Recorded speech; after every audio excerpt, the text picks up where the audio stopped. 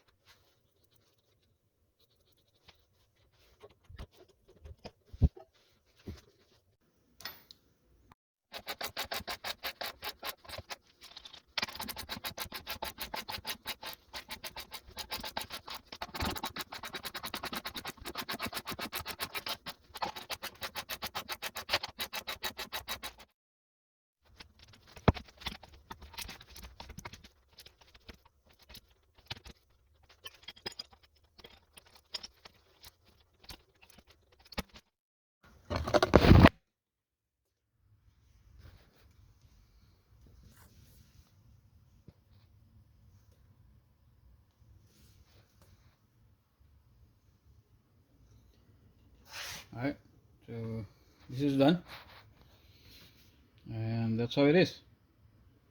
That's what it look like. And put the tire box, and that's it. Thank you for watching. And if this video helpful, consider the subscribe, share, likes, all that good stuff, so we can continue to make more good contents in the future. Thank you for